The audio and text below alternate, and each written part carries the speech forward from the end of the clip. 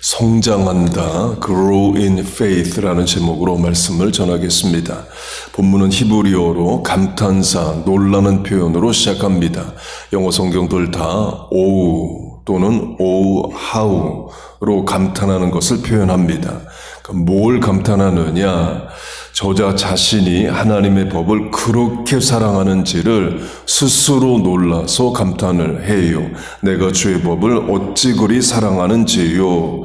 그 말은 전에는 안 그랬다, 덜 그랬다는 거죠. 주의 법을 어제까지 강조한 주의 계명으로 하면 전에는 주의 계명이나 법을 부담으로 두려움으로 여겼을 수 있습니다. 지키지 못하면 벌 받을까 겁나는 말씀으로 여겼을 수도 있어요. 그러나 어느 순간부터 하나님의 법을 기뻐하고 좋아하고 사랑하게 됩니다. 어제까지 강조한 것으로 하면 주의 계명을 아버지의 말씀이다로 받는 겁니다.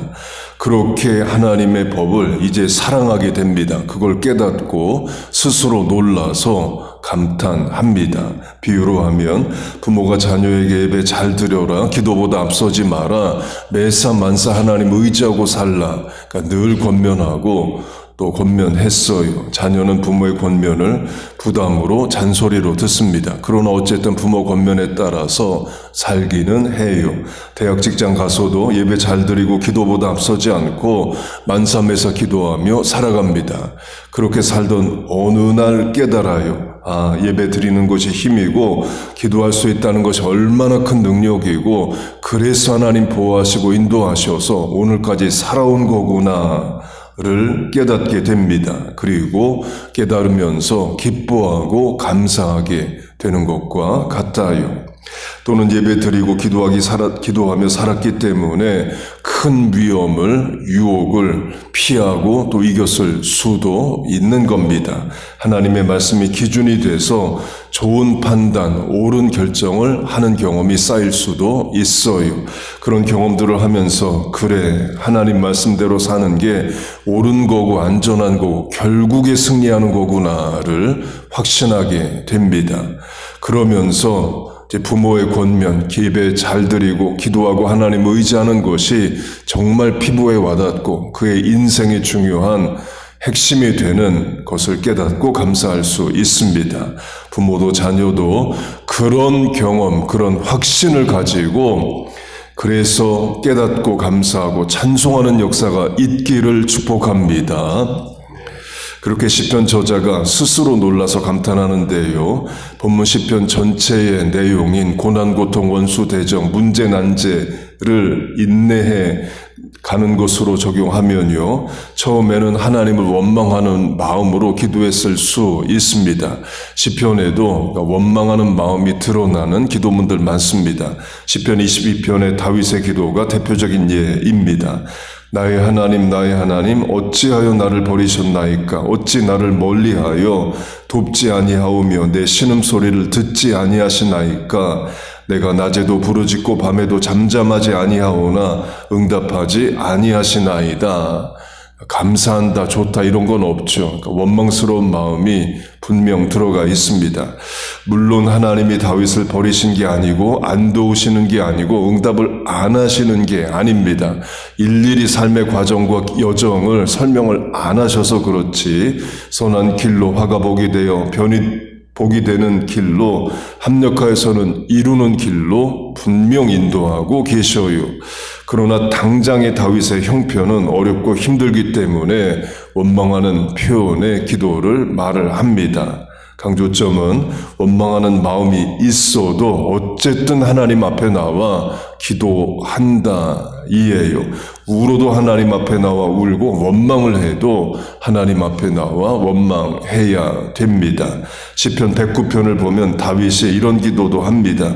그의 연수를 짧게 하시며 그의 직분을 타인이 빼앗게 하시며 그의 자녀는 고아가 되고 그의 아내는 과부가 되며 그의 자녀들은 유리구걸하고 그들의 황폐한 집을 떠나 빌어먹게 하소서. 이런 험한 기도를 해도 되냐? 이전에 그런 험한 말을 누구 앞에서 하냐 이에요. 다윗은 하나님 앞에 나와 합니다. 험한 말을 해도 하나님 앞에 나와 해야 돼요.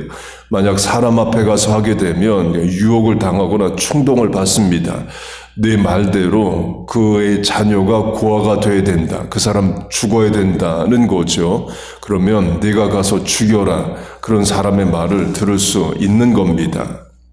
그렇게 어렵지만 하루하루 살면서 기도하면서 하나님 의지하고 살아가요. 그러던 어느 순간부터는 같은 상황, 같은 어려움인데 원망하기보다는 입술을 지키고 한 번 더 부르짖고 기도하고 하나님 의지하게 됩니다. 더 이상 그의 자녀는 고아가 되고 유리구골하고 빌어먹게 하소서, 이런 말을 기도로 더 이상 안 합니다. 그러면서 어느 날 깨닫는 거예요. 이런 상황에서 전에는 험한 말도 하고 원망하는 말도 했는데 이제는 입술이 지켜지는구나.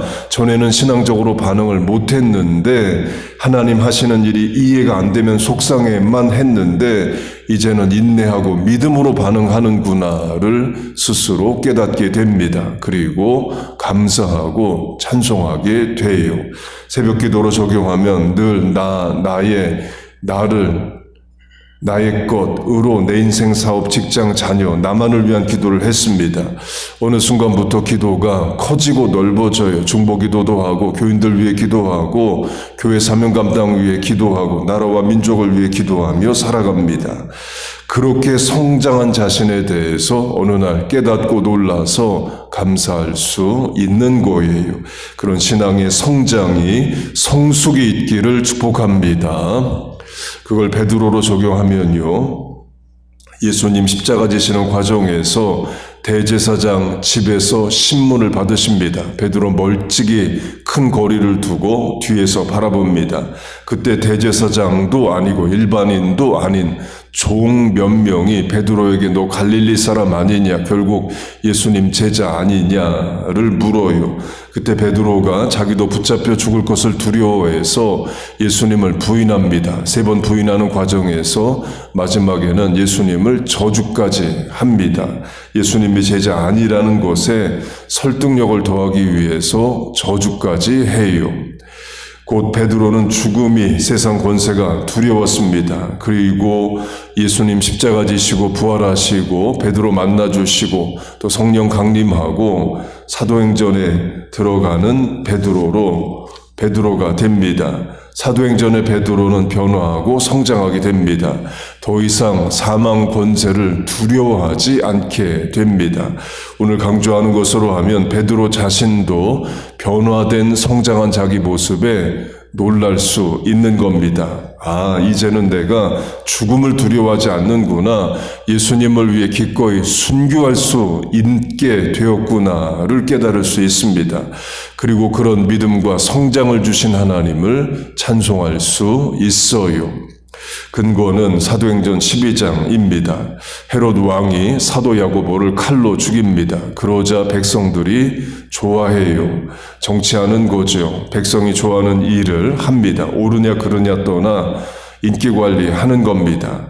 사도행전 12장에 헤롯의 할아버지 헤롯, 마태복음 1장에 나오는 헤롯으로 하면 역시 유대인들이 좋아하는 일을 해줍니다.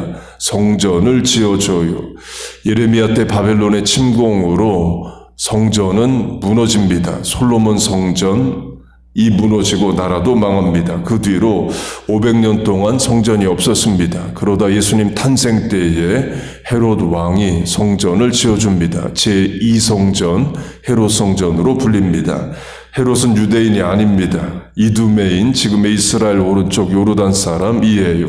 그런데 어떻게 유대인이 아닌데 유대인의 왕을 하느냐? 로마 식민 지배 시대여서 그렇습니다. 로마가 각 지역의 왕을 정해줬습니다. 대표이사의 수준인 거죠. 그때 이스라엘 지역 왕을 놓고 경쟁했던 자가 헤롯이 있었고 또 현직 이집트 왕인 클레오파트라도 있었습니다. 클레오파트라는 로마에까지 와서 황제를 설득해서 이스라엘도 다스리게 해달라를 요구했습니다. 왕들의 욕심은 더 넓은 영토를 다스리는 거죠. 그러나 결국 로마는 헤롯을 이스라엘 왕으로 삼습니다. 그리고 로마는 이집트의 왕을 아예 없애버립니다. 그리고 직접 총독을 파견해서 직할 관할로 다스리려고 해요. 그걸 알고 결국 클레오파트라는 자살합니다. 이스라엘도 마찬가지입니다. 예수님 탄생 때 헤롯은 이스라엘 전부를 다스릴 권세를 로마로부터 받았습니다. 그런데 예수님 공생의 때에는 로마가 헤롯의 영토를 줄입니다. 북부 갈릴리만 다스리게 하고 남부 유다는 직접 총독을 파견해서 직접 관리하고 다스려요. 그게 빌라도입니다. 그 뒤로 사도행전을 보면 벨릭스, 베스도 총독들이 로마로부터 옵니다. 그렇게 할아버지 헤롯은 유대인들 좋아하는 일로 성전을 지어주고 손자 헤롯은 역시 유대인들 좋아하는 예수님의 제자를 죽이는 일을 합니다. 그리고 베드로도 죽이려고 감옥에 가둡니다. 그 말은 베드로도 죽는다는 거죠. 그때 베드로가 어떻게 하느냐? 잡니다. 그것도 깊이 자요. 천사가 와서 옆구리를 쳐야만 깰 정도로 깊이 잡니다. 그 말은 죽는 것을 이제 두려워하지 않는다인 거죠. 죽음이 두려웠으면 잠을 못 자는 겁니다. 예수님 십자가 지실 때의 베드로가 아니에요. 순교로 하면 이제 베드로는 기꺼이 순교를 받아들입니다. 신앙이 성장한 거죠. 예수님의 다른 제자들도 마찬가지입니다. 마가복음을 보면 예수님의 제자들이 예수님이 대제사장이 보낸 종들과 로마 군인들에게 붙잡히실 때 all of them 다 모두 도망갔다고 말합니다. 죽음이 두려워서 그런 거죠. 그러나 사도행전에 가면 제자들 모두 사망 권세를 이기고 사명 감당합니다. 마지막으로 우리와 자녀의 신앙의 성장은 어떻게 이루어지느냐입니다. 주로 고난입니다. 본문 앞 67절 71절이 그걸 말합니다. 고난 당하기 전에는 내가 그릇 행하였더니 이제는 주의 말씀을 지키나이다. 고난 당한 것이 내게 유익이라. 이로 말미암아 내가 주의 율례를 배우게 되었나이다. 히브리서 2장으로 하면 고난으로 순종함을 배워서로 주로 신앙의 성장은 고난을 통해서 이루어집니다.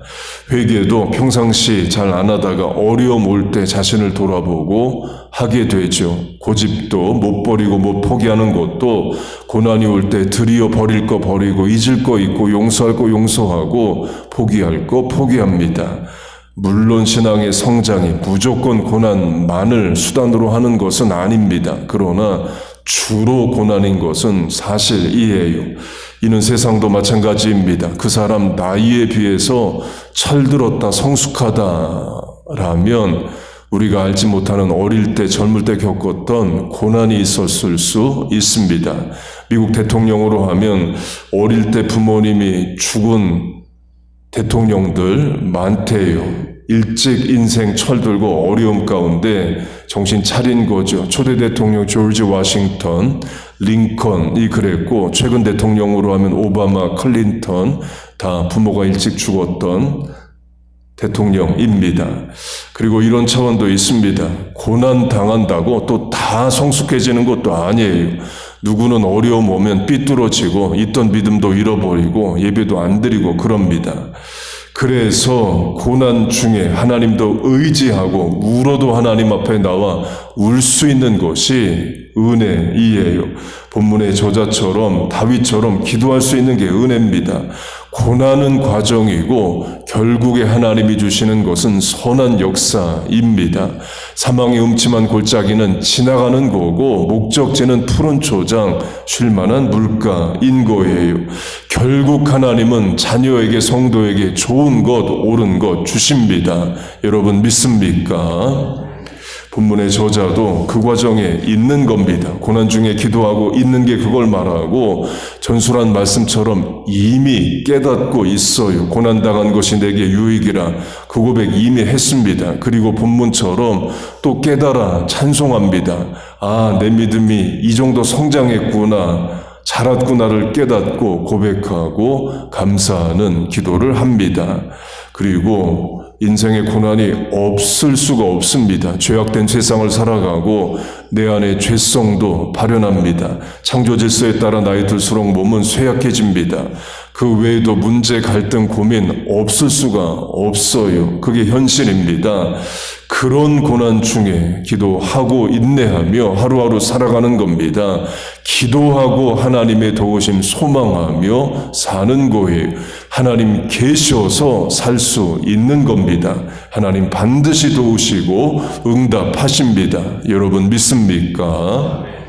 그렇게 우리도 자녀도 믿음이, 신앙이, 사명 감당이, 인내가, 충성이 자라고 성장하고 그걸 나도 깨닫고 감사하고 찬송하는 역사가 있기를 주의 이름으로 축복하고 축원합니다.